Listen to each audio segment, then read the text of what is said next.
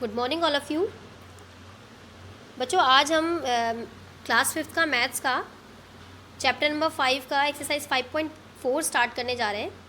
5.3 तक हम पहले कर चुके हैं और अब हम 5.4 स्टार्ट कर रहे हैं। आपके हाफ ईयरली एग्जाम्स में 5 चैप्टर तक ही आना है। इट मीन्स कि we have 2 exercise left, one is 5.4 and other is 5.5। तो फर्स्ट वन आज हम स्टार्ट कर रहे हैं 5.4। ओके, देखिए फर्स्ट क्वेश्चन है फाइंड द प्रोडक्ट ओरली। यहाँ पर आपको आंसर ओरली लिखना है, लेकिन आप ओरली कैसे देंगे? अगर आप चाहें तो आप रफ में भी करके देख सकते हैं और तब उसका सोल्यूशन आंसर के तौर पे लिख सकते हैं। देखिए करना क्या है, आपको नंबर दिया हुआ है 0.2 इंटू 10। यहाँ पर आपको क्या करना है, मैंने आपको पहले ही बताया था कि पॉइंट वाले मल्टीप्लिकेशन में हम पॉइंट बाद में लगाते हैं, मल्टीप्लाई पहले कर लेते हैं। ये वाले थोड़े और इजी पड़ेंगे आपको, क्योंकि यहाँ पर सभी में 0 0 दिया हुआ है, तो आपको हाथ से करने की ज़रूरत नहीं पड़ेगी मल्टीप्लाई। आप सीधे लिख सकते हैं 2 10 कितना होता है 20। अब क्वेश्चन इज दिस कि पॉइंट कितने नंबर के बाद लगाना है। आप देखिए यहाँ पर क्वेश्चन में कितने नंबर के बाद पॉइंट है, 1 नंबर के बाद पॉइंट है, तो हम 1 नंबर के बाद पॉइंट लगाएंगे। और 1 नंबर के बाद जो हम पॉइंट लगाएंगे तो कहाँ से लगेगा, पीछे से, यानी 0 से काउंट करना शुरू करेंगे। 1 डिजिट के बाद लगाया तो हमारा आंसर क्या बना 2.0, बट पॉइंट के बाद 0 को इग्नोर कर दिया जाता है, इसलिए आंसर विल बी ओनली 2। ठीक है, उसके बाद बी पार्ट 71.821 मल्टीप्लाई 1000। यहाँ पर 0 कितनी है 3, तो आपने कुछ नहीं करना, सीधे नंबर को उठाया और 3 0 उसमें लिख ली। ठीक है, जैसे कि मैंने लिखा हुआ है 71821 और पीछे 3 0 लगा लिए हैं। अब देखते हैं पॉइंट कितने डिजिट के बाद लगाना है। तो देखिए क्वेश्चन में कितने डिजिट के बाद है 3 डिजिट के बाद आपका उल्टे हाथ से काउंट होना शुरू होगा। 1 छोड़ा, 2 छोड़ा, 8 छोड़ा, 3 डिजिट के बाद आप पॉइंट लगाएंगे तो ये बन जाएगा 1 पॉइंट लग गया, आंसर आ गया 71,821। Next is 38.27 multiply 1000। सेम है, 3 0 है, आपने 3 0 लगा। पॉइंट कितने के बाद लगाना है 2 डिजिट के बाद। देखिए 1 2 डिजिट के बाद आप पॉइंट लगाएंगे तो आंसर हो जाएगा 38,270। हमने पॉइंट के बाद जो 0 है उनको इग्नोर कर देना है, क्योंकि उनकी कोई वैल्यू नहीं होती। लास्ट पार्ट डी पार्ट देखिए 29.2 मल्टीप्लाई 100। कितने डिजिट हैं, 0 कितनी है 1 में 2 0 है, तो आप भी आंसर में 2 0 लगाएंगे और आप पॉइंट लगाना है। कितने नंबर के बाद पॉइंट है, 1 नंबर के बाद पॉइंट है, तो हम भी 1 नंबर के बाद पॉइंट लगा देंगे। तो आंसर आ गया 2920। ठीक है, पॉइंट के बाद जो 0 होती है उसे हम इग्नोर कर सकते हैं। चलिए नेक्स्ट क्वेश्चन पे आते हैं। Divide and find the quotient orally. यहाँ पर आपको डिवाइड करना है और आंसर को ओरली लिखना है। ठीक है, पिछले वाले की तरह है, बट थोड़ा सा डिफरेंस है। यहाँ पर डिवाइड करना है, जीरोज़ ही होंगे उसमें भी, 1 0 2 0 3 0 इस तरीके से। सबसे पहले क्वेश्चन में केवल 1 0 है, यानी कि 10 है। यहाँ पर 0 की काउंटिंग कैसे करनी है आपको कि 1 के आगे कितनी 0 है, भाई 10 है तो 10 में 1 0 है। आपने क्या करना है, क्वेश्चन में जहाँ पर भी पॉइंट है वहाँ से उस पॉइंट को खींचना है और अपने उल्टे हाथ की तरफ उतने डिजिट धकेल देना है जितनी 0 लगी हैं। कहाँ पे लगी है 0, 1 के साथ। 1 के साथ कितनी 0 है 1, तो आपने पॉइंट को उठाया और 1 डिजिट के बाद उसे धकेल दिया, यानी कि उसकी जगह चेंज कर दी। ठीक है, मैंने पॉइंट को यहाँ से उठाया और 1 नंबर छोड़ना था तो 0 छोड़ दिया और पॉइंट आ जाएगा यहाँ पर, शिफ्ट हो जाएगा पॉइंट, तो आपका आंसर बन जाएगा 0.06। अब आप कहेंगे कि वो वाली 0 कहाँ से आई, तो पॉइंट के पहले मैंने आपको कहा था कि अगर पॉइंट लगा हुआ है तो हम पॉइंट को अकेला नहीं छोड़ते हैं, इसलिए हमने वहाँ पर 0 अपनी तरफ से लगा ली। ठीक है, दूसरा देखिए 1.6 डिवाइड 100। यहाँ पर जीरोस कितनी है 2 है, तो आपको पॉइंट को कितने डिजिट लेके जाना है, धकेलना है 2 डिजिट धकेलना है। दोबारा सुन लीजिए, यहाँ पर 2 0 है तो आपको पॉइंट को 2 डिजिट धकेल कर लेके जाना है। अब यहाँ से मैंने पॉइंट उठाया और जब मैं इसे धकेलने लगी तो मैंने देखा कि अरे डिजिट तो मेरे पास एक ही है 1, तो क्या करें, दूसरी अपनी तरफ से क्या लगा सकते हैं आप 0। तो मैंने 1 के साथ 0 लगा लिया, तो ये बन गया 0.016। ठीक है, आ गई बात समझ में। पॉइंट पहले से जहाँ पर होता है वहाँ से उसे खींचकर उतने डिजिट लेके जाते हैं जितनी की हमारे पास 0 है। तो हमारे पास 0 कितनी थी 1 के साथ 2, इसलिए हम 2 डिजिट इसे खींचकर लेके गए। अब नेक्स्ट है 0.82 डिवाइड 1000।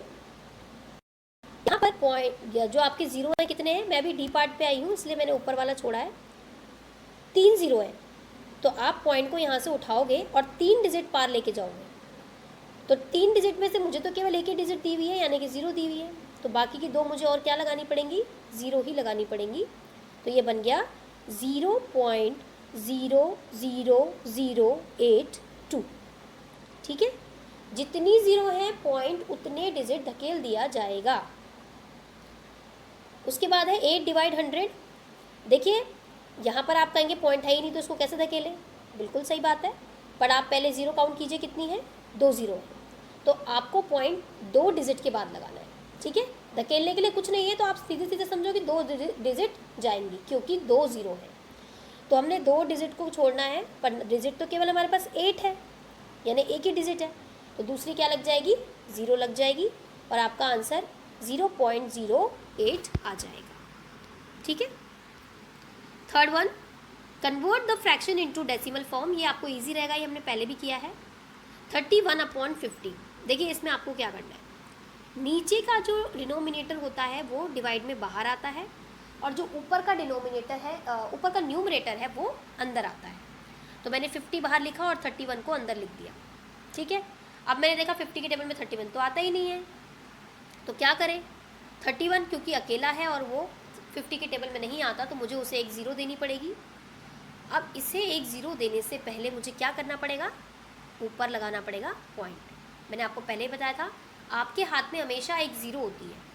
ठीक है, वो 0 जब आप किसी भी नंबर को देते हैं तो अगर आप पहली बार में दे रहे हैं तो ऊपर क्या लगाना पड़ेगा, पॉइंट लगाना पड़ेगा। तो मैंने एक 0 दिया तो ऊपर पहले पॉइंट लगाना पड़ा, पॉइंट को अकेला नहीं छोड़ते इसलिए मैंने वहाँ पर 0 भी लगाया है, 0 पॉइंट ऐसे लिखा है। अब देखिए ये बन गया 310। तो 50 के टेबल में 310 तो नहीं आता पर 300 आता है, तो 50 6 300 माइनस किया तो आया 10। अब फिर से मुझे एक 0 देनी पड़ रही है, पॉइंट तो पहले से लगा हुआ है, बार बार तो पॉइंट लगाएंगे नहीं, तो एक 0 लग गया तो ये बन गया 100। आंसर हो गया 50 2 100 यानी कि 0.62। ठीक है, 0.62। अब आते हैं दूसरे पे यानी 3/4। 4 को लिखेंगे बाहर, 3 को लिखेंगे अंदर। ठीक है ना, 4 की टेबल में 3 तो आता नहीं है तो हमें क्या करना पड़ेगा, उसे एक 0 देनी पड़ेगी। और मैंने अभी ऊपर क्या बताया, जब भी आप किसी नंबर को एक 0 देंगे तो ऊपर क्या लग जाएगा, पॉइंट लग जाएगा। ठीक है, ऊपर पॉइंट लग जाएगा तभी आप 0 दे पाएंगे। तो 0 देने के बाद ही बन गया 30। 4 7 28 लेना पड़ा क्योंकि 30 तो आता नहीं है 4 के टेबल में, माइनस किया तो आया 2। अब आप अपनी तरफ से फिर से एक 0 देंगे क्योंकि अभी क्वेश्चन पूरा सॉल्व नहीं हुआ है। एक 0 दिया, 4 के टेबल में 20 कब आता है, 4 5 20। चलिए थर्ड क्वेश्चन देखते हैं, convert the fraction into decimal number. इसमें देखिए सबसे पहले है 31/50। आपने ये डिवाइड पहले भी किए हुए हैं इसलिए आप इजीली से समझ पाएंगे। 50 डिनोमिनेटर है तो वो बाहर आएगा, 31 न्यूमरेटर है वो अंदर आएगा। 50 की टेबल में 31 नहीं आता है तो हमें क्या करना पड़ेगा, इसे एक 0 देनी पड़ेगी। और आपको अच्छे से पता है कि जब हम किसी भी नंबर को 0 देते हैं तो हमें ऊपर क्या लगाना पड़ता है, पॉइंट। जब पहली बार में 0 दे रहे हैं ना तब हमें पॉइंट लगाना पड़ेगा, अदरवाइज़ बार बार हमें पॉइंट लगाने की ज़रूरत नहीं है। तो हमने क्वेश्चन की शुरुआत में ही 0 दिया है इसलिए ऊपर लगेगा पॉइंट। पॉइंट को अकेला नहीं छोड़ते इसलिए ये बनेगा 0 पॉइंट। ओके, अब 50 की टेबल में 310 भी नहीं आता लेकिन उससे कम आता है, 300 आता है। तो 6 लेंगे 300, माइनस करेंगे तो आएगा 10। अब 10 में एक 0 लगी, एक तो 0 है ही पहले से, पर उससे तो हमारा नहीं चलेगा क्योंकि 50 की टेबल में 10 नहीं आता। तो हमें क्या करना पड़ेगा, हमें 10 को एक 0 अपनी तरफ से देनी पड़ेगी और वो 0 देने के लिए हमें पॉइंट लगाने की ज़रूरत नहीं है क्योंकि पॉइंट पहले से लगा हुआ है। तो एक 0 दे दी हमने तो ये बन गया 50 2 100, पूरा पूरा कट गया और आंसर क्या आ गया 0.62। ठीक है, इन क्वेश्चंस में आपको रिमाइंडर 0 ही आएगा। नेक्स्ट है 3/4। फिर से वही, डिनोमिनेटर बाहर न्यूमरेटर अंदर, 3 अकेला है, 0 देना पड़ेगा, 0 दे रहे हैं तो ऊपर क्या लगेगा, पॉइंट लगेगा। अब 4 की टेबल में 30 तो नहीं आता, लेकिन उससे कम 28 आता है। 4 7 ज़ा 28, माइनस किया तो आया 2, एक 0 लगाएंगे साथ में। अब 4 की टेबल में 20 कब आएगा, 4 5 ज़ा 20, 2 अकेला था, उसको हमने 0 दी है अपने हाथ वाली, तो 20 बन गया, 4 5 ज़ा 20, पूरा पूरा कट गया, आपका आंसर हो गया 0.75। ओके, नेक्स्ट है 7/8। देखिए 8 बाहर आया और 7 अंदर आया, फिर से वही 0 लगाना पड़ेगा साथ में, क्योंकि 8 की टेबल में 7 नहीं आता। 0 लगाने के लिए ऊपर हमें क्या लगाना पड़ा, पॉइंट लगाना पड़ा। 8 की टेबल में 70 भी नहीं आता, उससे कम क्या आता है, 64, तो 8 8 ज़ा 64, आप माइनस करेंगे तो आएगा 6, साथ में लिखा 0, क्योंकि ये हमें 0 फिर से देना पड़ा अपने हाथ वाला, लेकिन 60 भी नहीं जाता, तो इसे लेना पड़ेगा 8 7 ज़ा 56। जब आप माइनस करेंगे तो आएगा 4 को अभी फिर से हमें एक 0 देनी पड़ी, तो ये बन गया 8 5 ज़ा 40, तो आंसर क्या हो गया, 0.875। आपको बच्चों तब तक 0 देनी है जब तक कि आपका रिमाइंडर 0 ना आ जाए, जब तक कि पूरा पूरा कट ना हो जाए, ठीक है। उसके बाद ये क्वेश्चन कंप्लीट करने के बाद हम आते हैं लास्ट क्वेश्चन पे, यानी कि क्वेश्चन नंबर 4 पे। यहाँ पर फिल इन द बॉक्सेस है। अब इस फिल इन द बॉक्सेस में देखिए ये बहुत ईजी है, इसमें आपको कुछ करने की ज़्यादा ज़रूरत नहीं है।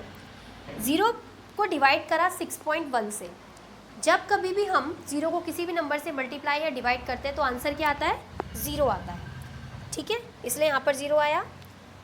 फिर 9.85 को डिवाइड किया 1 से, 1 से किसी भी चीज़ को डिवाइड करेंगे तो आंसर क्या आएगा, 9.85 ही आएगा, ठीक है, वही आंसर आ जाता है। उसके बाद नेक्स्ट है 0.2 को 0.2 से ही डिवाइड किया, जब हम दो सेम नंबर को डिवाइड करते हैं तो आंसर क्या आता है, 1, इसलिए यहाँ पर 1 आया। उसके बाद 2.9 को किससे डिवाइड करें कि आंसर 0 हो जाए, तो ऑब्वियसली 0 से ही करेंगे, तभी आंसर क्या आएगा, 0 आएगा।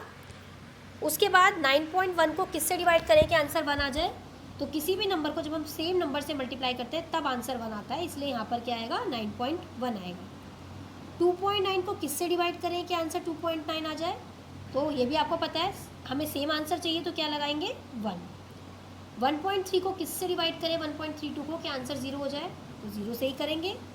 0.6 को किससे डिवाइड करें कि 0.6 को 0.6 से डिवाइड करें तो आंसर क्या आएगा, 1 आएगा, ठीक है।